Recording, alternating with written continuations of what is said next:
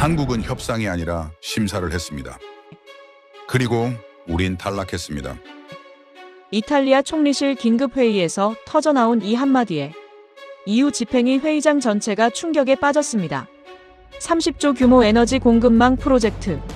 독일과 프랑스가 2년간 설계한 완벽한 조건이었습니다. 미국 컨소시엄 3곳이 실패했고 중국은 배제됐습니다. 한국은 유일한 선택지였죠. 한국 유럽 시장에 들어오려면 우리 조건을 무조건 수용하는 것 외에 답이 없습니다. 이탈리아 실무 책임자는 EU 회의장에서 공개적으로 비웃었습니다. 그런데 불과 1년 만에 믿을 수 없는 역전이 벌어졌습니다.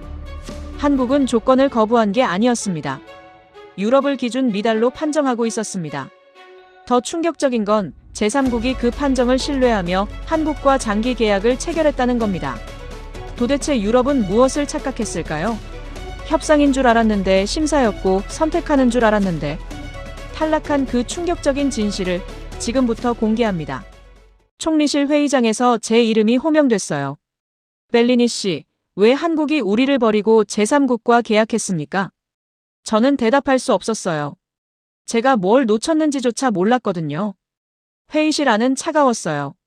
산업부 장관, 에너지부 차관, 총리실 경제수석들이 긴 테이블 양쪽에 앉아 저를 바라보고 있었죠. 모두의 시선이 저를 향하고 있었어요. 책임을 묻는 눈빛이었죠. 그런데 이상한 건 불과 몇 주 전만 해도 저는 이 프로젝트의 승리자라고 확신했다는 거예요. 어떻게 이렇게 됐을까요? 제 이름은 루카 벨린이에요. 이탈리아 총리실 산하전략 공급망 태스크포스에서 실무를 총괄하고 있죠. 들어보셨을지 모르겠지만 전쟁 이후 유럽의 에너지와 원자재 공급망이 완전히 흔들렸잖아요. 러시아산 천연가스가 끊기고 중국 의존도를 줄여야 한다는 목소리가 커지면서 유럽 전체가 새로운 파트너를 찾기 시작했어요. 그게 바로 제가 맡은 프로젝트였죠. 사실 처음엔 부담이 컸어요. 독일, 프랑스, 이탈리아를 포함한 유럽연합 주요 국가들이 한 테이블에 앉아서 10년 단위 공급 계약을 재편한다는 게 쉬운 일은 아니었거든요. 하지만 동시에 이건 기회이기도 했죠. 제가 이 프로젝트를 성공시키면 유럽 전역에서 제 이름이 회자될 거라는 걸 알고 있었어요. 그래서 저는 철저하게 준비했어요. 각국 산업부, 에너지부 실무진들과 수십 차례 화상회의를 했고 유럽연합 집행위원회 산하 공급망 전문가들과도 긴밀하게 협력했죠. 가격 구조, 책임 분담, 분쟁 해결 조항, 납기 페널티까지 하나하나 유럽에 유리하게 설계했어요. 완벽했죠.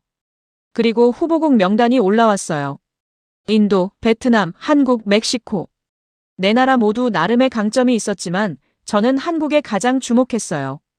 빠른 생산 속도와 기술력은 확실히 인정할 만했거든요. 반도체, 배터리, 조선 분야에서 이미 검증된 나라였으니까요. 하지만 동시에 저는 생각했죠. 결국 한국도 유럽 시장에 들어오려면 우리 조건을 받아들여야 할 거라고요. 첫 회의가 열린 건 2024년 3월이었어요. 장소는 브뤼셀에 있는 유럽연합 본부 회의실이었죠. 넓은 타원형 테이블, 높은 천장, 벽면을 가득 채운 유럽연합 깃발들. 저는 그 공간 자체가 주는 무게감을 좋아했어요. 여기는 유럽이 룰을 만드는 곳이거든요. 한국 측 대표단이 들어왔어요. 정하윤이라는 이름의 여성이 팀을 이끌고 있었죠. 한국 공공기관 해외계약 담당 책임자라고 소개했어요. 나이는 40대 초반쯤으로 보였고 회색 정장에 안경을 쓰고 있었어요. 표정은 차분했고 목소리는 낮고 안정적이었죠. 저는 그녀를 보면서 속으로 생각했어요. 전형적인 아시아 스타일의 협상가네라고요. 감정을 드러내지 않고 조용히 듣고 나중에 내부 검토를 거쳐서 회신하는 타입이요. 저는 그런 스타일을 다루는데 익숙했거든요. 회의가 시작됐어요. 저는 준비한 프레젠테이션을 펼쳤죠. 이번 프로젝트는 유럽 전체의 에너지 안보와 직결된 사안입니다. 따라서 우리는 단순히 가격 경쟁력만 보는 게 아니라 장기적인 신뢰성과 리스크 관리 능력을 최우선으로 평가할 겁니다. 저는 일부러 천천히 또박또박 말했어요. 통역이 제대로 전달되도록요. 그리고 슬라이드를 넘기면서 핵심 조건들을 하나씩 설명했죠. 첫째, 가격은 유럽 시장 평균 대비 15% 이하로 책정되어야 합니다. 둘째, 납기 지연 시 1단위로 계약금의 0.2%가 페널티로 부과됩니다. 셋째, 분쟁 발생 시 관할법은 이탈리아 민법을 따르며 중재 장소는 밀라노로 합니다. 저는 정하윤의 반응을 살폈어요. 그녀는 고개를 끄덕이며 메모를 했죠. 옆에 앉은 한국 측 법무팀 담당자도 조용히 노트북에 타이핑을 하고 있었어요. 아무도 질문을 하지 않았어요. 저는 속으로 웃었어요. 역시 예상대로네 라고요. 이미 기가 죽은 거죠. 유럽연합본부 회의실이라는 공간, 독일과 프랑스 대표단이 함께 앉아있는 이 자리, 그리고 제가 제시한 조건의 무게감. 이 모든 게 그들을 압도하고 있다는 걸 느낄 수 있었거든요.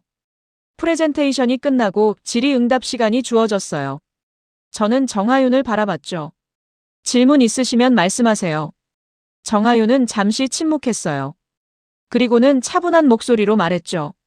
자료 잘 받았습니다. 내부 검토 후 문서로 회신 드리겠습니다. 그게 전부였어요. 추가 질문도 반론도 조건 완화 요청도 없었죠. 그냥 검토 후 회신하겠다는 말만 남기고 회의는 끝났어요. 회의실을 나서면서 독일 측 대표인 마르틴 호프만이 제 옆으로 다가왔어요. 그는 독일계 대형 컨소시엄을 대표하는 인물이었죠. 루카, 한국팀 반응 봤어? 완전히 얼어붙었더라고. 저는 웃으며 대답했어요. 당연하죠. 저 조건들을 보고 바로 협상 테이블에서 반박할 수 있는 나라가 어디 있겠어요. 결국 받아들이거나 포기하거나 둘 중 하나겠죠. 호프만이 고개를 끄덕였어요. 맞아. 근데 솔직히 한국이 포기할 것 같지는 않아. 걔네 유럽 시장 진출에 꽤 공을 들이고 있거든. 결국 조건 수용하고 들어올 거야. 저도 같은 생각이었어요. 한국은 급한 나라였거든요. 빠른 경제 성장을 이뤘지만 그만큼 시장 확대가 절실한 나라였죠. 유럽이라는 거대 시장을 포기할 리 없다고 판단했어요. 그날 저녁 저는 브뤼셀 시내 레스토랑에서 유럽연합 집행위원회 파견 자문관인 안젤라 콘티와 저녁을 먹었어요. 안젤라는 에너지 및 공급망 정책 전문가로 이번 프로젝트에서 제 조력자 역할을 하고 있었죠. 우리는 와인을 한 잔씩 앞에 두고 앉았어요. 안젤라가 먼저 입을 열었죠. 루카, 오늘 회의 어땠어? 저는 자신 있게 대답했어요. 완벽했어요. 한국 측이 아무 반박도 못했거든요.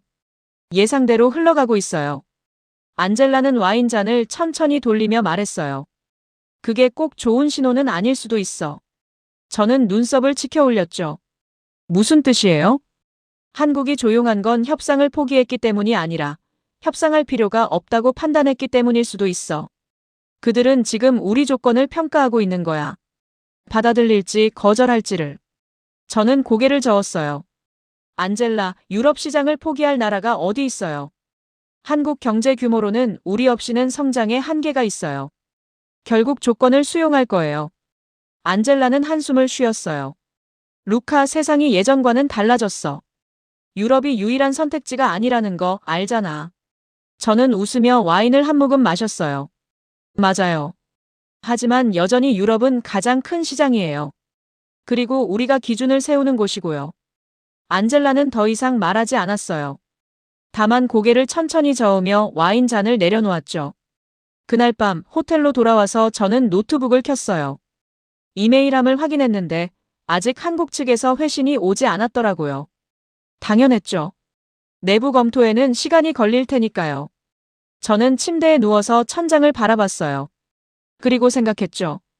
이번 프로젝트가 성공하면 제 커리어는 완전히 다른 레벨로 올라갈 거예요. 유럽 전역에서 제 이름이 회자될 거고 어쩌면 총리실 고위직으로 올라갈 수도 있겠죠. 저는 눈을 감았어요. 그리고 확신했죠. 이건 이미 끝난 게임이라고요. 제가 이겼다고요. 하지만 그건 착각이었어요. 그리고 그 착각이 모든 파국의 시작이었다는 걸 저는 그때 몰랐죠. 한국 측 회신이 도착한 건 일주일 후였어요. 저는 그날 아침 사무실에 출근해서 커피를 한 모금 마시고 있었죠. 이메일 알림이 떴어요. 발신자는 정하윤이었어요. 제목은 간단했죠. 브뤼셀 회의 관련 검토 의견. 저는 마우스를 클릭했어요. 본문은 짧았어요. 아주 짧았죠.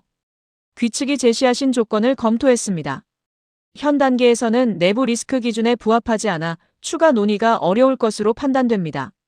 조건 수정안을 보내주시면 재검토하겠습니다. 저는 화면을 몇 번 다시 읽었어요. 그리고 웃음이 나왔죠. 리스크 기준에 부합하지 않는다고요? 조건 수정안을 보내라고요? 저는 속으로 생각했어요. 역시 협상 카드를 꺼내기 시작했구나, 라고요. 예상했던 수순이었죠. 처음엔 강하게 거부하고 나중에 양보를 얻어내려는 전형적인 아시아식 협상 전략이요. 저는 안젤라에게 전화를 걸었어요. 그녀는 2번의 신호음 만에 받았죠. 안젤라, 한국 측 회신 받았어요? 방금 봤어. 루카, 이거 좀 이상하지 않아? 저는 의자에 등을 기댔어요. 뭐가요? 협상 시작하자는 신호잖아요. 조건 수정안 달라는 거 보세요. 결국 테이블로 나오고 싶은 거예요. 안젤라는 잠시 침묵했어요. 그리고 천천히 말했죠. 루카, 저 문장 다시 읽어봐. 추가 논의가 어렵다고 했어. 조건 수정안을 보내달라고 했지 협상하자고 한 게 아니야. 그들은 지금 우리한테 숙제를 내준 거야. 저는 코웃음을 쳤어요. 숙제요? 안젤라, 그건 과대 해석이에요. 한국이 지금 무슨 입장에서 우리한테 숙제를 내줘요? 유럽 시장 들어오고 싶으면 조건 맞춰야죠. 안젤라는 한숨을 쉬었어요. 그리고 더 이상 말하지 않았죠. 저는 전화를 끊고 다시 이메일을 들여다봤어요. 내부 리스크 기준. 그게 뭘까요? 저는 궁금하지도 않았어요. 어차피 협상용 멘트일 뿐이라고 생각했거든요. 이틀 후, 저는 로마에 있는 이탈리아 산업부 본부로 향했어요. 유럽 주요국 실무진들과의 내부 회의가 잡혀 있었거든요. 독일, 프랑스, 이탈리아. 이번 공급망 프로젝트의 핵심 3국이 모이는 자리였죠. 회의실은 넓었어요. 긴 마호가니 테이블, 창밖으로 보이는 로마 시내 전경. 독일 측에서는 호프만과 그의 팀이 왔고 프랑스 측에서는 재무부 산하 국제금융 담당 책임자인 마리 뒤퐁이 참석했어요. 저는 자료를 펼치며 말문을 열었죠. 한국 측에서 회신이 왔습니다. 예상대로 조건 완화를 요구하고 있어요. 하지만 우리가 양보할 필요는 없습니다. 호프만이 고개를 끄덕였어요. 맞아. 우리가 왜 조건을 바꿔줘야 해? 한국만 후보국이 아니잖아. 인도, 베트남도 있고. 마리가 팔짱을 끼며 끼어들었어요. 그런데 루카, 한국이 구체적으로 뭘 문제 삼았어? 가격? 납기 페널티? 저는 이메일 내용을 다시 훑어봤어요. 그리고 대답했죠. 구체적으로는 안 밝혔어요. 그냥 내부 리스크 기준에 안 맞는다고만 했죠. 마리의 눈썹이 올라갔어요. 내부 리스크 기준? 그게 뭔데? 모르죠. 협상용 멘트겠죠. 중요한 건 그들이 여전히 테이블을 떠나지 않았다는 거예요. 호프만이 웃으며 끼어들었어요. 루카 말이 맞아. 만약 진짜 포기할 거였으면 회신조차 안 보냈을 거야. 조건 수정안 달라는 건 협상할 의지가 있다는 뜻이지. 저는 고개를 끄덕였어요. 그리고 테이블 위에 자료를 펼쳤죠. 그럼 우리 입장을 정리합시다. 첫째, 가격 조건은 절대 양보 불가. 유럽 시장 평균 대비 15% 이하는 고수합니다. 둘째, 납기 페널티도 그대로. 1단위 0.2%는 업계 표준이에요. 셋째, 분쟁 관할도 밀라노 유지. 이건 우리 측 법적 안정성을 위한 필수 조건입니다. 마리가 펜을 톡톡 두드리며 물었어요. 그럼 우리가 양보할 건 뭐야? 아예 안 주면 한국이 진짜 나갈 수도 있잖아. 저는 잠시 생각했어요. 그리고 대답했죠. 납기 일정을 2개월 늘려줄 수 있어요. 원래 6개월 완료였는데 8개월로 조정하는 거죠. 이 정도면 충분히 양보한 거예요. 호프만이 박수를 쳤어요. 완벽해. 우리가 양보했다는 제스처도 보여주고 실질적으로는 우리한테 유리한 조건은 다 지키는 거잖아. 회의실 안은 만족스러운 분위기로 가득 찼어요. 모두가 고개를 끄덕였죠. 저는 노트북을 열어서 수정안을 작성하기 시작했어요. 그런데 그때였어요. 회의실 문이 열리면서 이탈리아 산업부 국장이 들어왔어요. 그는 손에 태블릿을 들고 있었죠. 실례합니다. 급한 소식이 있어서요. 저는 고개를 들었어요. 무슨 일이죠? 국장이 태블릿을 테이블 위에 올려놓았어요. 화면에는 로이터 통신 기사가 떠 있었죠. 한국이 동남아시아 국가들과 에너지 공급망 협력 논의를 시작했답니다. 베트남, 인도네시아, 태국 정부와 장관급 회담을 잡았다고 해요. 저는 기사를 읽었어요. 그리고 어깨를 으쓱했죠. 그게 뭐 어때서요? 한국도 자기들 공급망 다변화하는 거잖아요. 우리랑 상관없어요. 국장이 고개를 저었어요. 루카 씨, 이건 단순한 다변화가 아니에요. 기사 좀 더 읽어보세요. 한국이 제안한 조건이 우리 프로젝트랑 비슷해요.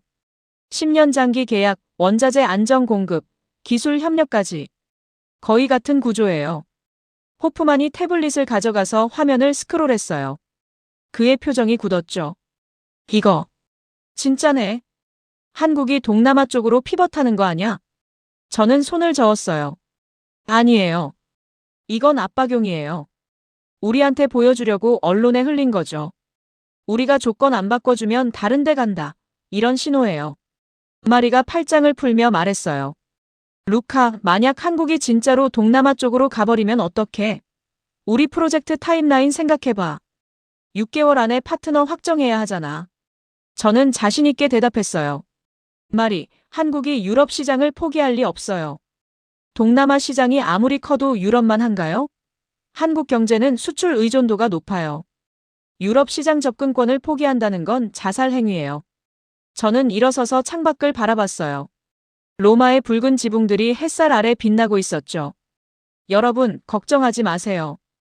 이건 협상 테이블에서 흔히 쓰는 수법이에요. 대안이 있는 척하면서 우리 양보를 끌어내려는 거죠. 우리가 지금 흔들리면 안 돼요. 수정안 보내고 기다리면 됩니다. 호프만이 한숨을 쉬며 고개를 끄덕였어요. 그래, 루카 말이 맞아. 우리가 먼저 조바심 내면 지는 거지. 회의는 그렇게 마무리됐어요. 저는 수정안을 완성해서 그날 저녁 한국 측에 발송했죠. 하지만 그날 밤 호텔 방에 혼자 앉아 있을 때 이상한 느낌이 들었어요. 한국의 회신 문구가 자꾸 머릿속을 맴돌았거든요. 내부 리스크 기준에 부합하지 않아. 그 말이 협상용 멘트가 아니라면요. 만약 한국이 정말로 자기들만의 기준으로 우리를 평가하고 있다면요. 저는 고개를 저었어요. 말도 안 되는 생각이었죠. 한국이 무슨 자격으로 유럽을 평가해요? 저는 노트북을 닫고 불을 껐어요. 내일이면 한국 측에서 긍정적인 회신이 올 거라고 확신했죠. 우리가 양보했으니까요. 하지만 저는 몰랐어요. 한국은 양보를 원하는 게 아니었다는 걸요. 그들은 이미 다른 판을 짜고 있었다는 걸 저는 그때 전혀 눈치채지 못했죠. 한국의 두 번째 회신은 제가 예상했던 것과 완전히 달랐어요. 수정안을 보낸 지 사흘 만에 답장이 왔죠. 저는 이메일을 열면서 기대했어요. 분명 긍정적인 반응이 있을 거라고요. 우리가 납기를 2개월이나 늘려줬잖아요. 하지만 본문을 읽는 순간 제 미간이 찌푸려졌어요. 수정안 검토 완료했습니다. 그러나 핵심 리스크 요인이 여전히 해소되지 않았습니다. 가격 조건, 분쟁 관할권, 책임 분담 구조 모두 재검토가 필요합니다. 현 조건으로는 계약 진행이 어렵습니다. 저는 화면을 멍하니 바라봤어요. 핵심 리스크 요인, 재검토가 필요하다고요? 우리가 양보했는데도요? 저는 다시 읽었어요. 한 번, 두 번, 세 번. 하지만 내용은 변하지 않았죠. 한국은 우리 수정안을 거부한 거예요. 그것도 아주 단호하게요. 제 손이 떨렸어요. 화가 났거든요. 저는 즉시 안젤라에게 전화를 걸었어요. 목소리가 높아져 있었죠. 안젤라, 이거 봤어요? 한국이 우리 수정안을 거부했어요. 안젤라의 목소리는 차분했어요. 봤어, 루카. 그런데 놀랍지는 않아. 놀랍지 않다고요? 우리가 납기를 늘려줬는데도 거부했어요. 루카, 진정해. 그들이 원한 건 납기가 아니었던 것 같아. 이메일 다시 읽어봐. 가격, 분쟁 관할, 책임 분담. 이건 구조적인 문제야. 저는 의자에 몸을 던졌어요. 무슨 소리예요? 그럼 한국은 대체 뭘 원하는 거예요? 안젤라가 한숨을 쉬었어요. 루카, 내 생각엔 한국은 협상을 하려는 게 아니야. 그들은 우리 조건 전체를 평가하고 있어. 그리고 지금 불합격 판정을 내리고 있는 거야. 저는 웃음이 나왔어요. 비웃음이었죠. 불합격이요? 안젤라, 정신 차려요.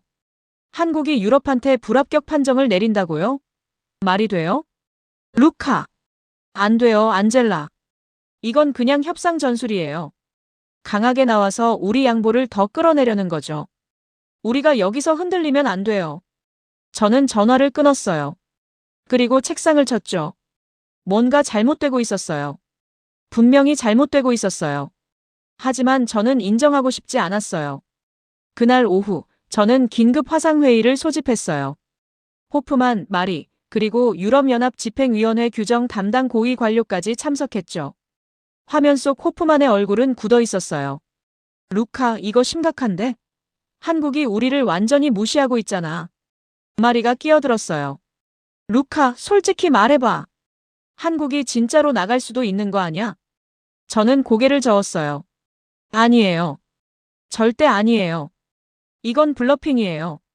한국이 유럽 시장을 포기할 리 없어요. 유럽연합 관료가 차가운 목소리로 말했어요. 벨리니 씨, 블러핑이든 아니든 우리 타임라인을 생각해야 합니다. 6개월 안에 파트너를 확정해야 해요. 지금 2개월이 지났고 한국과는 아무 진전이 없어요. 저는 입술을 깨물었어요. 그럼 제가 뭘 어떻게 하라는 거죠? 조건을 다 바꿔줘요. 그럼 이건 협상이 아니라 항복이잖아요. 관료가 안경을 고쳤으며 말했어요. 항복이 아니라 현실입니다. 한국 말고 다른 옵션을 검토하는 게 어떻겠습니까? 저는 주먹을 쥐었어요. 인도요? 베트남이요? 그쪽은 기술력이 한국만 못해요.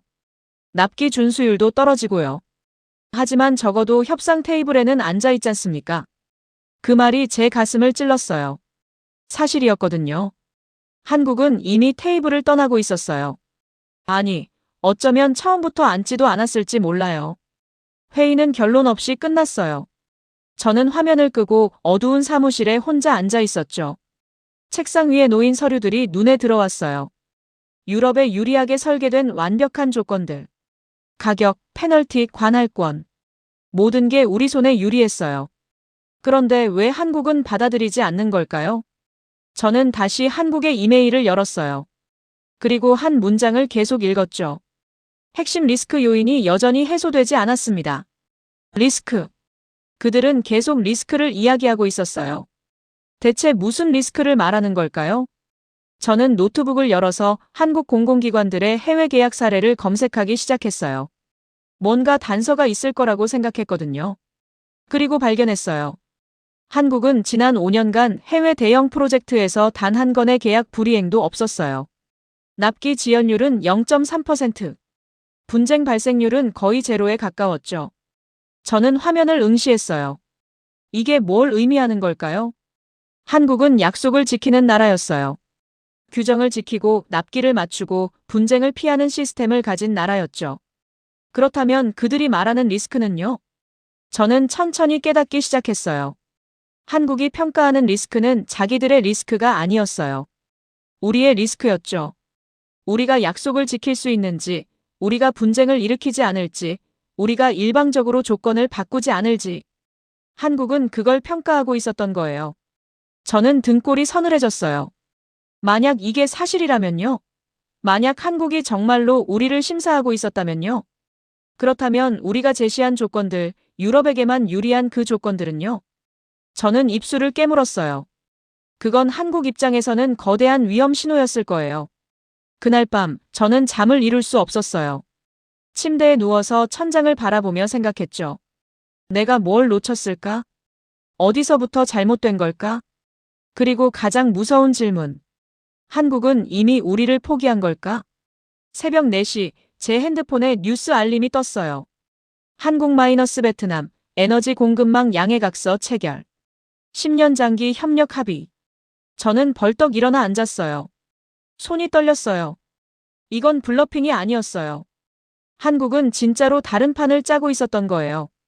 그리고 그 판에 유럽은 없었어요. 한국의 세 번째 회신은 더 이상 오지 않았어요. 일주일이 지났어요. 2주일이 지났어요. 저는 매일 아침 이메일함을 확인했지만 정하윤으로부터는 아무 연락이 없었죠. 대신 뉴스가 터져나왔어요. 한국-인도네시아 원자재 공급 협력 확대. 한국-태국 청정에너지 공동개발 합의. 한국, 동남아 3개국과 공급망 안정화 포럼 출범. 저는 기사들을 읽으며 책상을 움켜쥐었어요. 손가락 마디가 하얗게 변할 정도로요. 이건 우연이 아니었어요. 한국은 체계적으로 움직이고 있었어요. 유럽을 대체할 파트너들을 하나씩 확보하고 있었던 거죠. 그날 오후, 저는 다시 긴급회의를 소집했어요. 이번엔 이탈리아 산업부 장관까지 참석했죠. 상황이 그만큼 심각해졌다는 뜻이었어요. 회의실 분위기는 냉랭했어요. 호프만은 팔짱을 낀 채 저를 노려보고 있었고, 마리는 아예 고개를 돌리고 있었어요. 산업부 장관이 입을 열었어요. 벨리니 씨, 현재 상황을 정리해 주시겠습니까? 저는 목이 말랐어요. 물을 한 모금 마시고 대답했죠. 한국 측과의 협상이 교착 상태입니다. 그들은 우리 조건을 수용하지 않고 있고 대신 동남아시아 국가들과 대체 협력을 진행하고 있습니다. 장관의 눈빛이 차가워졌어요. 교착 상태라고요? 제가 보기엔 결렬된 것 같은데요. 아닙니다. 아직 한국이 공식적으로 철회 통보를 하지 않았습니다. 가능성은 남아있어요. 호프만이 비웃었어요. 루카, 정신 차려. 한국은 이미 우리를 버렸어. 철회 통보 같은 건 안 해. 그냥 조용히 사라지는 거야. 우리가 눈치채지 못하게. 마리가 고개를 끄덕이며 말했어요. 호프만 말이 맞아요. 한국은 우리랑 싸우고 싶어 하지 않아요. 그냥 우리 없이 일을 진행하고 있는 거예요. 저는 입술을 깨물었어요. 그럼 우리가 먼저 연락해야죠. 조건을 다시 논의하자고 제안하는 거예요. 장관이 서류를 탁 내려놓았어요. 벨리니 씨, 우리가 먼저 연락한다는 건 협상력을 완전히 포기하는 겁니다. 그건 굴복이에요. 하지만 지금 가만히 있으면 가만히 있는 게 아니죠. 장관이 저를 똑바로 쳐다봤어요. 인도, 베트남과의 협상을 가속화하십시오. 한국이 필요 없다는 걸 보여줘야 합니다. 저는 고개를 저었어요. 장관님, 인도와 베트남은 기술력이 한국만큼. 벨리니 씨. 장관의 목소리가 낮아졌어요. 당신은 이 프로젝트의 실무 책임자입니다. 한국 하나 때문에 전체 일정을 지연시킬 수는 없어요. 다른 옵션을 찾으세요. 지금 당장. 회의는 그렇게 끝났어요. 저는 회의실을 나와 복도를 걸었어요. 다리에 힘이 없었죠. 벽에 기대서 숨을 골랐어요. 실패하고 있었어요. 제가 맡은 프로젝트가 무너지고 있었어요. 그리고 가장 끔찍한 건 제가 왜 무너지는지조차 정확히 모르겠다는 거였어요. 저는 화장실로 들어가서 세면대에 찬물을 받았어요. 얼굴을 씻으며 거울을 봤죠. 거울 속 제 얼굴은 창백했어요. 눈 밑에는 다크서클이 생겨 있었고요. 저는 제 자신에게 물었어요. 대체 뭘 잘못한 거지? 한국은 왜 우리를 거부한 거지? 그리고 그 순간 제 핸드폰이 울렸어요. 안젤라였어요. 루카, 지금 시간 돼? 왜요? 한국 대사관에서 세미나가 열려. 주제가 한국의 해외 계약 리스크 관리 시스템이래. 나 지금 가는 중인데 같이 갈래? 저는 잠시 망설였어요. 그리고 대답했죠. 갈게요. 어디에요? 브뤼셀 유럽연합 본부 근처. 30분 후에 시작해. 저는 전화를 끊고 재킷을 챙겼어요. 뭔가 답을 찾을 수 있을 것 같았거든요. 한국이 계속 말하던 그 리스크가 대체 뭔지 직접 들어봐야겠다고 생각했어요. 세미나 장소에 도착했을 때 이미 30여 명의 사람들이 앉아 있었어요. 대부분 유럽 각국의 공공기관 실무자들이었죠. 저는 뒤쪽 자리에 앉았어요. 안젤라가 옆에 앉으며 속삭였죠. 발표자가 정하윤이래. 제 심장이 뛰었어요. 뭐라고요? 한국 공공기관 해외계약 심사 책임자. 바로 그 사람이야. 무대에 조명이 켜졌어요. 그리고 정하윤이 걸어 나왔죠. 회색 정장, 안경, 차분한 표정. 브뤼셀 회의실에서 봤던 그 모습 그대로였어요. 그녀가 마이크 앞에 섰어요. 그리고 말했죠. 안녕하세요. 오늘은 한국 공공기관의 해외 계약 리스크 관리 체계에 대해 말씀드리겠습니다. 화면에 슬라이드가 떴어요. 계약 전 필수 심사 항목 상대국 신용도, 법률 리스크, 분쟁 이력, 이행 능력. 정하윤이 레이저 포인터로 화면을 가리키며 설명했어요. 한국은 모든 해외 계약 체결 전에 3단계 리스크 심사를 진행합니다. 첫째, 상대국의 계약 이행 이력을 분석합니다. 둘째, 제시된 조건의 공정성을 평가합니다. 셋째, 분쟁 발생 시 우리 측 법적 보호 장치가 충분한지 검토합니다. 저는 몸이 굳었어요. 슬라이드가 넘어갔어요. 부적격 사례 일방적 조건 제시, 과도한 페널티 조항, 불공정 분쟁 관할권. 정하윤의 목소리는 변함없이 차분했어요. 만약 상대방이 제시한 조건이 다음 항목에 해당할 경우 우리는 계약을 진행하지 않습니다. 첫째, 한쪽에게만 유리한 가격 구조. 둘째, 계약 위반 시 과도하게 높은 페널티. 셋째, 상대국 법정에서만 분쟁을 해결하도록 강제하는 조항. 제 손이 떨렸어요. 그건 우리가 한국에게 제시했던 조건들이었어요. 정확히 그대로였죠. 정하윤이 계속 말했어요. 한국은 계약을 맺을 때 상대방을 신뢰하지 않습니다. 시스템을 신뢰합니다. 조건이 공정하지 않으면 아무리 큰 시장이라도 들어가지 않습니다. 왜냐하면 불공정한 계약은 결국 분쟁으로 이어지고 분쟁은 양측 모두에게 손해이기 때문입니다. 슬라이드가 마지막 장으로 넘어갔어요. 원칙 계약은 협상이 아니라 상호 신뢰의 확인입니다. 저는 의자에 등을 기댔어요. 이제 알았어요. 한국이 왜 우리를 거부했는지. 우리는 협상을 했다고 생각했지만 한국은 우리를 심사하고 있었던 거예요. 그리고 우리는 떨어졌어요. 공정성, 신뢰, 상호 존중. 우리 조건에는 그 어느 것도 없었으니까요. 세미나가 끝나고 사람들이 하나둘 자리를 떴어요. 저는 앉은 채로 움직일 수 없었어요. 안젤라가 제 어깨에 손을 얹었죠. 루카, 이제 알겠어? 저는 고개를 끄덕였어요. 네. 이제 알겠어요. 그럼 어떻게 할 거야? 저는 천천히 일어섰어요. 모르겠어요, 안젤라. 정말 모르겠어요. 저는 세미나장을 나왔어요. 복도는 텅 비어 있었고 제 발소리만 메아리 쳤죠. 저는 깨달았어요. 이 모든 실패가 저 때문이라는 걸요. 제가 오만했다는 걸요. 제가 한국을 얕봤다는 걸요. 그리고 이제는 돌이킬 수 없다는 걸요. 세미나가 끝난 다음 날 저는 사무실에 출근하지 못했어요. 아침에 일어났는데 몸이 움직이지 않더라고요. 침대에 누운 채로 천장만 바라봤죠. 머릿속이 복잡했어요. 정하윤의 말들이 계속 맴돌았거든요. 계약은 협상이 아니라 상호 신뢰의 확인입니다. 조건이 공정하지 않으면 아무리 큰 시장이라도 들어가지 않습니다. 저는 제가 지난 몇 달간 무엇을 했는지 돌이켜봤어요. 유럽에게만 유리한 조건을 만들었죠. 한국은 위험을 떠안고 우리는 이익만 챙기는 구조였어요. 저는 그게 당연하다고 생각했어요. 협상이란 원래 그런 거라고요. 하지만 한국은 그런 게임을 하지 않았어요. 그들은 아예 판을 보지 않았던 거예요. 핸드폰이 울렸어요. 안젤라였죠. 루카, 어디야? 사무실에 안 보이던데. 집에 있어요. 괜찮아? 저는 대답하지 못했어요. 괜찮지 않았거든요. 안젤라가 한숨을 쉬었어요. 루카, 오늘 오후에 독일 측이랑 회의 있어. 호프만이 인도 쪽 진행 상황 브리핑한대. 와야 돼. 알겠어요.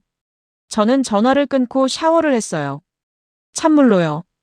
정신을 차려야 했거든요. 거울을 보니 제 얼굴이 낯설었어요. 눈빛에 자신감이 사라져 있었죠. 오후 2시, 저는 화상회의에 접속했어요. 화면에는 호프만, 마리, 그리고 이탈리아 산업부 실무진들이 보였어요. 모두들 피곤해 보였죠. 호프만이 먼저 입을 열었어요. 좋은 소식이 있어. 인도 측이 우리 조건을 긍정적으로 검토하고 있대. 다음 주에 뉴델리에서 실무회의 잡혔어. 마리가 고개를 끄덕였어요. 베트남도 관심 보이고 있어요. 가격 조건에 대해서는 좀 더 협의가 필요하지만 전반적으로 우호적이에요. 저는 화면을 바라봤어요. 그들은 안도한 표정이었죠. 하지만 저는 느낄 수 있었어요. 이건 차선책이라는 걸요. 우리 모두 알고 있었어요. 인도나 베트남은 한국만큼 신뢰할 수 없다는 걸요. 산업부 국장이 말했어요. 벨리니 씨, 한국 쪽은 어떻게 됐습니까? 완전히 정리됐나요? 저는 입술을 적셨어요. 아직 공식적인 철회 통보는 없습니다. 호프만이 비웃었어요. 루카, 아직도 한국한테 미련 있어? 그쪽은 이미 우리 없이 움직이고 있다고. 알아요. 하지만 뭐? 혹시 내가 직접 연락해 볼 생각이야? 저는 잠시 망설였어요. 사실 그 생각을 하고 있었거든요. 마리가 눈을 크게 떴어요. 루카, 설마 진짜로? 우리가 먼저 연락하면 완전히 지는 거야. 협상력이 제로가 돼. 지금도 제로잖아요. 제 목소리가 나왔어요. 저도 놀랐죠. 제가 이렇게 솔직하게 말할 줄 몰랐어요. 우리 지금 한국한테 이미 졌어요. 그들은 우리 조건을 거부했고 우리 없이 움직이고 있어요. 인도, 베트남으로 간다고 해서 이게 해결되는 게 아니에요. 회의실이 조용해졌어요. 호프만이 팔짱을 끼며 말했어요. 그럼 내 제안이 뭔데? 한국한테 무릎 꿇고 조건 다 바꿔달라고 해? 무릎 꿇는 게 아니라 제대로 된 협상을 하는 거예요. 제대로 된 협상? 네. 한국이 원하는 게 뭔지 정확히 파악하고 우리도 양보할 건 양보하는 거요. 지금까지 우리는 일방적으로 조건만 제시했어요. 한국 입장은 한 번도 제대로 듣지 않았고요. 산업부 국장이 차갑게 말했어요. 벨리니 씨, 그건 당신의 개인적인 의견입니까? 아니면 공식 제안입니까? 저는 숨을 깊이 들이마셨어요. 개인적인 의견입니다. 하지만 저는 이게 맞다고 생각해요. 국장이 고개를 저었어요. 받아들일 수 없습니다. 우리는 이미 방향을 정했어요. 인도, 베트남으로 진행합니다. 한국은 잊으십시오. 회의는 그렇게 끝났어요. 저는 화면을 끄고 의자에 기댔죠. 잊으라고요. 한국을 잊으라고요. 하지만 저는 잊을 수 없었어요. 그날 저녁, 저는 혼자 브뤼셀 시내를 걸었어요. 거리는 붐볐지만 저는 외로웠어요. 사람들 사이를 걸으면서도 혼자라는 느낌이 들었죠. 저는 카페에 들어가 커피를 주문했어요. 창가 자리에 앉아서 밖을 바라봤어요. 비가 내리기 시작했어요. 가랑비였죠. 그때 핸드폰에 뉴스 알림이 떴어요. 독일 주요 컨소시엄, 공급 일정 3개월 추가 지연 발표. 저는 화면을 응시했어요. 호프만의 컨소시엄이었어요. 우리 프로젝트의 핵심 파트너 중 하나였죠. 기사를 읽었어요. 원자재 수급 문제로 생산이 지연됐다는 내용이었어요. 저는 웃음이 나왔어요. 쓴웃음이었죠. 우리가 한국한테 제시했던 납기 페널티 1단위 0.2%. 만약 한국이 그 조건을 받아들였다면 지금 호프만은 엄청난 페널티를 물어야 했을 거예요. 하지만 한국은 그 조건을 거부했어요. 왜냐하면 그들은 알고 있었으니까요. 그런 조건은 지속 가능하지 않다는 걸요. 저는 커피를 한 모금 마셨어요. 식어 있었죠. 제 핸드폰이 다시 울렸어요. 안젤라였어요. 루카, 지금 뉴스 봤어? 봤어요. 호프만 쪽 망했네. 3개월 지연이면 우리 전체 일정이 흔들려. 알아요. 루카, 너 목소리 왜 그래?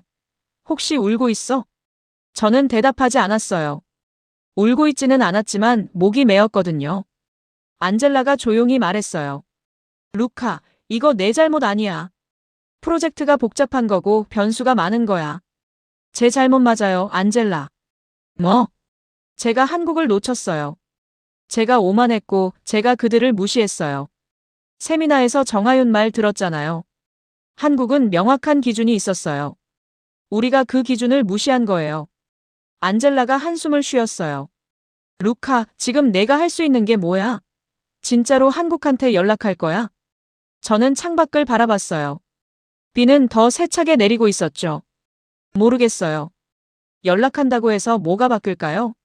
이미 늦었을지도 몰라요. 늦었는지 안 늦었는지는 해봐야 아는 거잖아. 안젤라. 루카, 넌 이 프로젝트 실무 책임자야. 내가 판단해야 돼. 한국이 필요하다고 생각하면 연락해.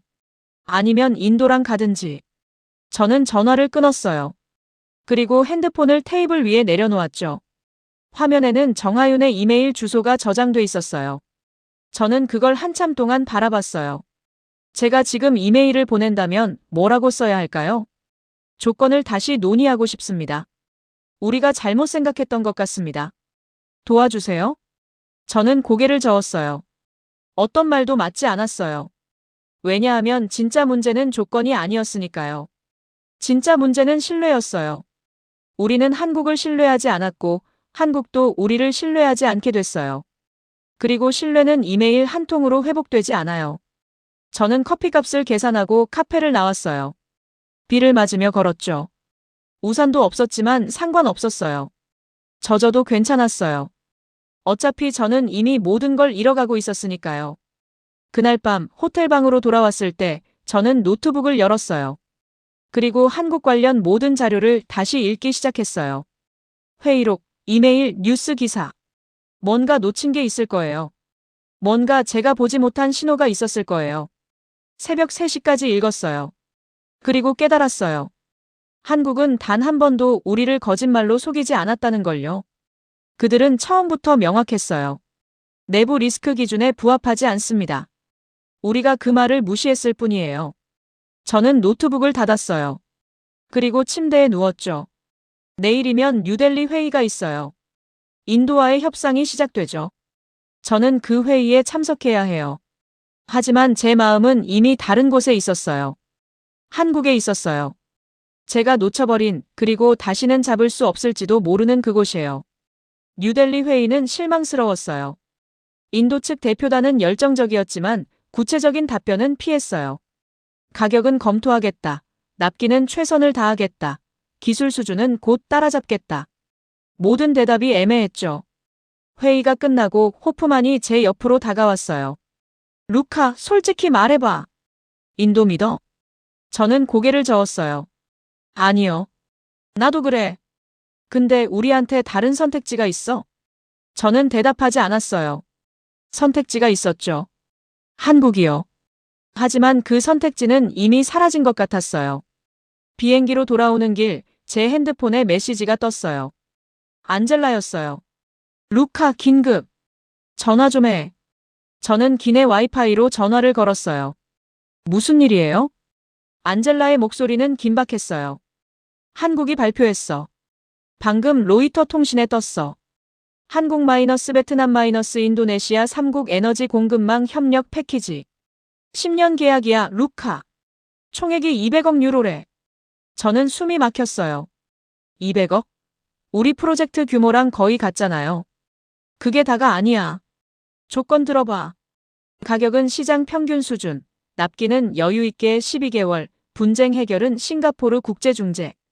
양측 모두 공정한 조건이야. 저는 눈을 감았어요. 우리가 한국한테 요구했던 것과 정반대였어요. 우리는 한국을 쥐어짜려고 했고 한국은 대신 공정한 파트너를 찾아간 거예요. 안젤라, 기사 전문 좀 보내줘요. 몇 초 후 제 핸드폰에 기사가 도착했어요. 저는 천천히 읽었어요. 한국 측 협상 대표인 정하윤 책임자는 상호 신뢰를 기반으로 한 공정한 계약이라며 모든 당사국이 동등한 입장에서 협의했다고 강조했다. 저는 그 문장을 다시 읽었어요. 상호 신뢰를 기반으로 한 공정한 계약. 우리가 한국에게 제시했던 건 정반대였죠. 불신을 기반으로 한 일방적 계약이었어요. 비행기가 착륙했어요. 로마 공항이었죠. 택시를 타고 호텔로 가는 길 뉴스가 폭발하고 있었어요. 한국 유럽 배제하고 아시아 공급망 구축. 유럽 에너지 전략 찾을 우려. 이탈리아 정부 한국 계약 누락의 긴급 대책 회의. 제 핸드폰이 울렸어요. 이탈리아 산업부 장관 비서실이었어요. 벨리니 씨, 내일 오전 9시 긴급회의 소집됐습니다. 총리실에서 주재하십니다.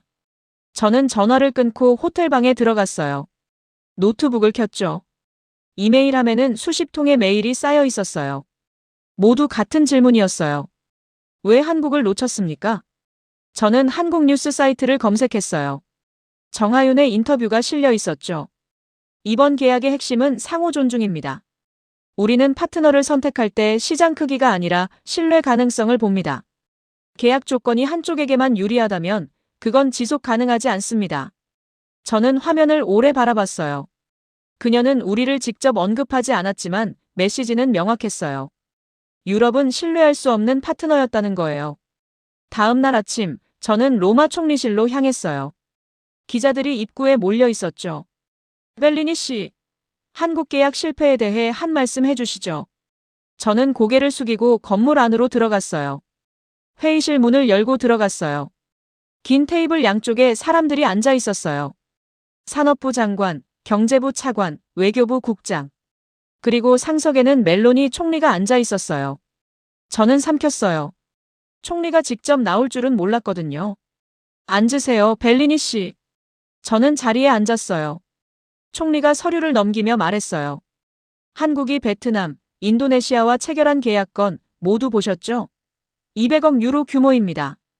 우리가 추진하던 프로젝트와 거의 동일한 규모예요. 벨리니 씨, 설명해 주시겠습니까?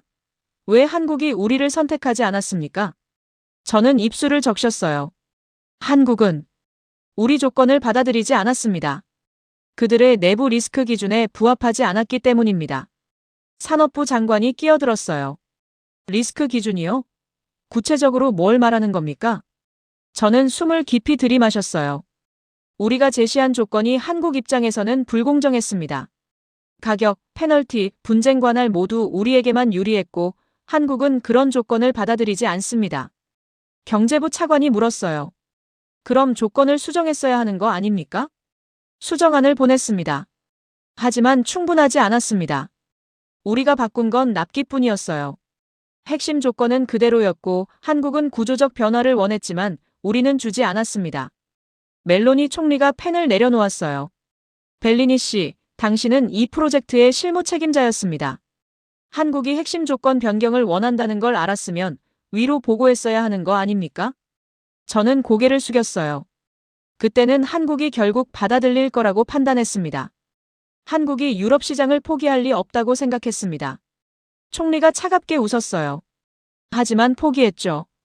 그리고 대신 아시아 시장을 선택했어요. 이건 단순한 계약 실패가 아닙니다. 이건 유럽의 전략적 실패예요. 벨리니 씨, 당신은 이 프로젝트에서 물러나십시오. 후임자가 인도, 베트남과의 협상을 맡을 겁니다. 제 심장이 쿵 떨어졌어요. 총리님, 끝났습니다. 나가보세요. 저는 일어났어요. 다리가 후들거렸죠. 회의실을 나와서 복도를 걸었어요. 건물 밖으로 나왔을 때 기자들이 또 몰려들었지만 저는 대답하지 않았어요. 택시를 타고 호텔로 돌아왔어요. 방에 들어가서 침대에 쓰러졌어요. 모든 게 끝났어요. 프로젝트도 제 커리어도 제 자존심도. 저는 천장을 바라보며 생각했어요. 한국은 저를 이긴 게 아니었어요. 저 스스로 무너진 거였어요. 제 오만함이, 제 편견이, 제 무지가 모든 걸 망쳤어요. 그리고 이제 저는 그 대가를 치르고 있었죠. 프로젝트에서 물러난 후 저는 한 달 동안 집에만 있었어요. 총리실은 공식적으로 제 사직을 수리했고 언론은 며칠간 제 이야기를 다뤘다가 이내 잊었죠. 새로운 실무 책임자가 임명됐고 인도, 베트남과의 협상이 진행됐어요. 하지만 저는 알고 있었어요. 그 협상들이 얼마나 힘들지요. 어느 날 아침 안젤라가 찾아왔어요. 루카, 언제까지 이럴 거야? 저는 소파에 앉은 채 대답했어요. 모르겠어요. 안젤라가 한숨을 쉬며 제 옆에 앉았어요. 루카, 너 이거 봤어? 그녀가 태블릿을 건넸어요. 화면에는 뉴스 기사가 떠 있었죠. 유럽연합, 한국과 정상급 협력론의 재개. 저는 눈을 크게 떴어요. 뭐라고요? 다음 주에 브뤼셀에서 회의 열려. 유럽연합 집행위원장이 한국 대통령 만난대.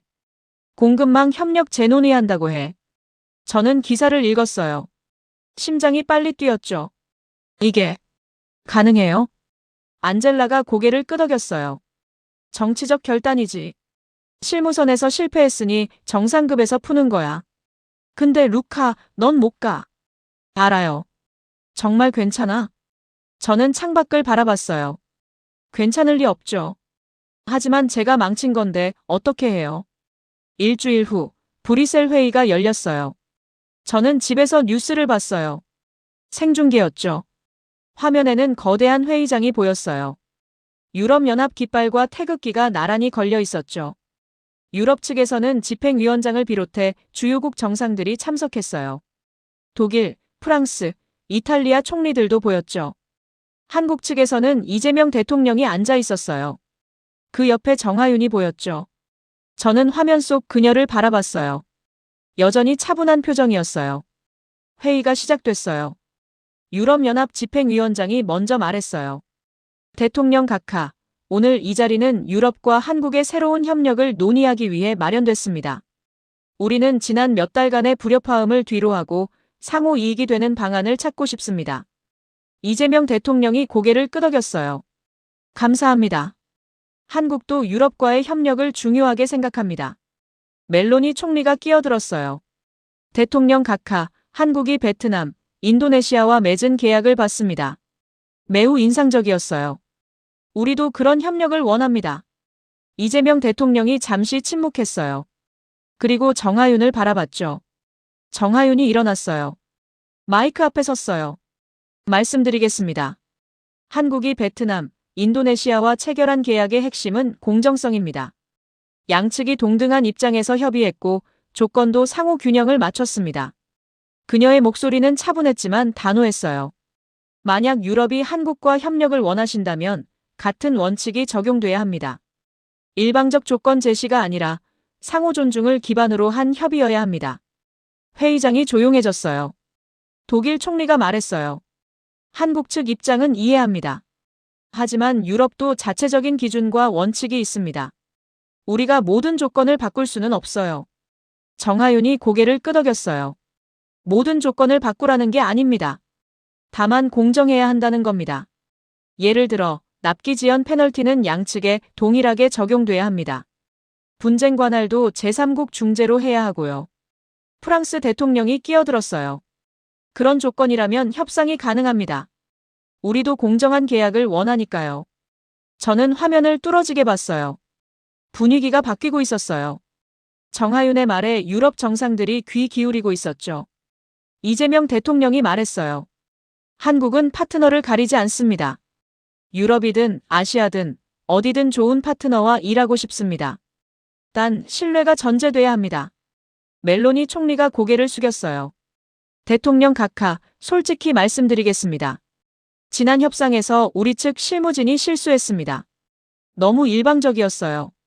그 점은 인정합니다. 저는 가슴이 철렁했어요. 멜로니 총리가 제 실수를 공개적으로 인정한 거예요. 이재명 대통령이 말했어요. 실수는 누구나 합니다. 중요한 건 앞으로죠. 유럽이 진정으로 공정한 협력을 원하신다면 한국도 열려 있습니다. 회의는 3시간 동안 계속됐어요. 저는 끝까지 봤어요.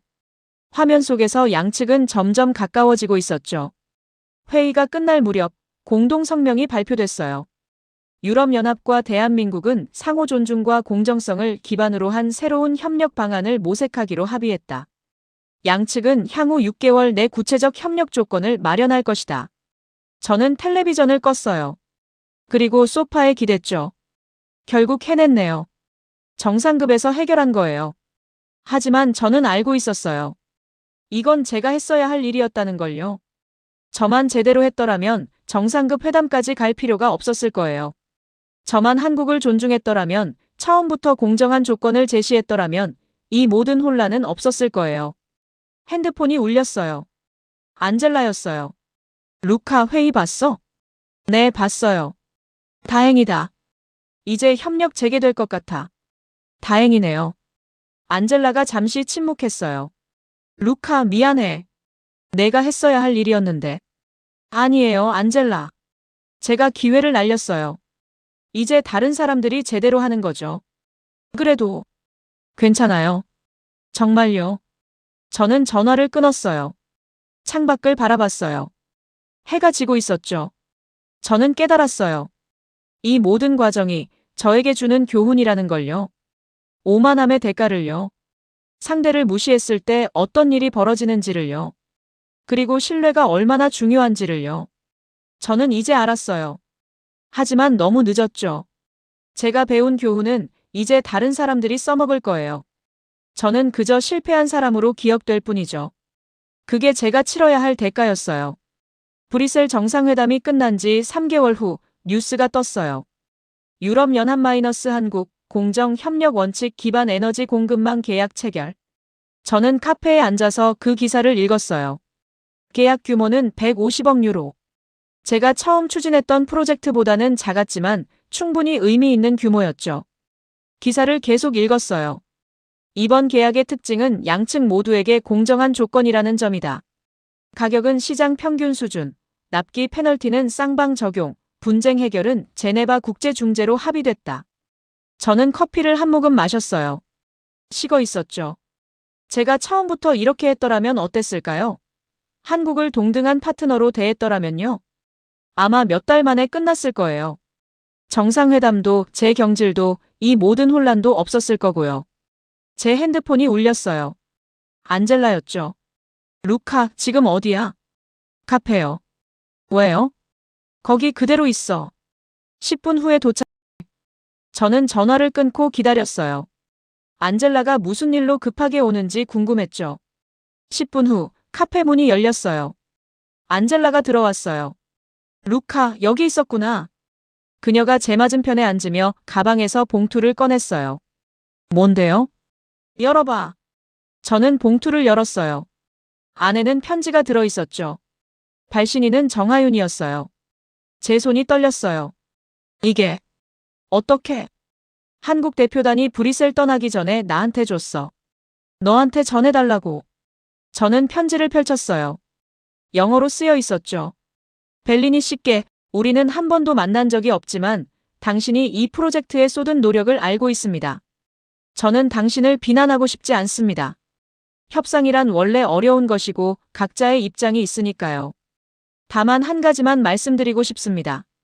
한국은 유럽을 거부한 것이 아닙니다. 불공정한 조건을 거부한 것입니다. 만약 처음부터 공정한 제안이 왔다면 우리는 기꺼이 협력했을 것입니다.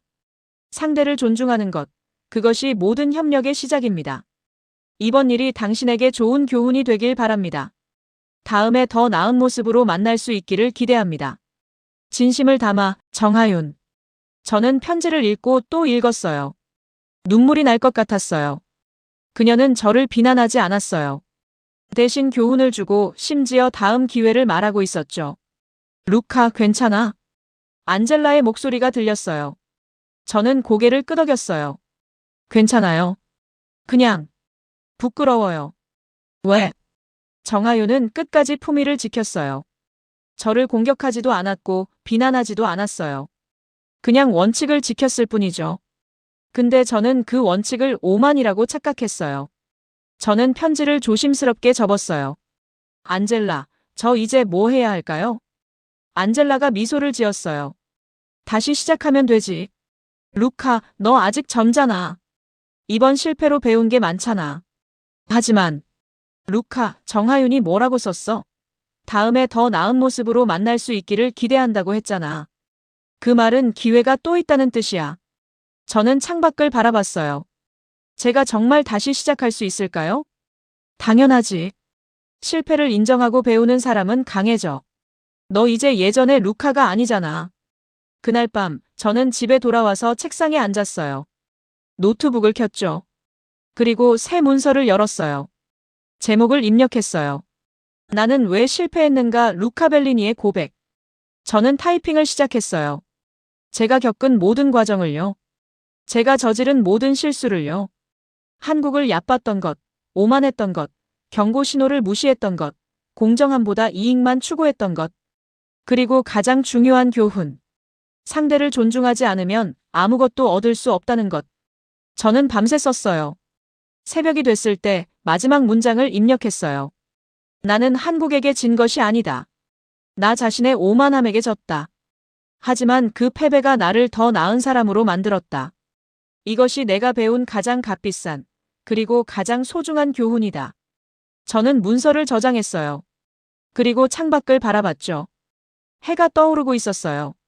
새로운 하루였어요. 2주일 후, 저는 작은 컨설팅 회사에 입사했어요. 대형 프로젝트는 아니었어요. 중소기업들의 해외 진출을 돕는 일이었죠.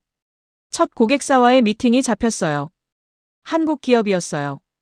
회의실에 들어갔을 때 저는 긴장했어요. 하지만 이번엔 달랐어요. 저는 준비한 자료를 펼치며 말했어요. 오늘 제안드릴 내용은 상호 이익을 기반으로 합니다. 일방적인 조건이 아니라 양측 모두에게 공정한 구조로 설계했습니다. 고객사 대표가 눈을 반짝였어요. 계속 말씀해 주세요.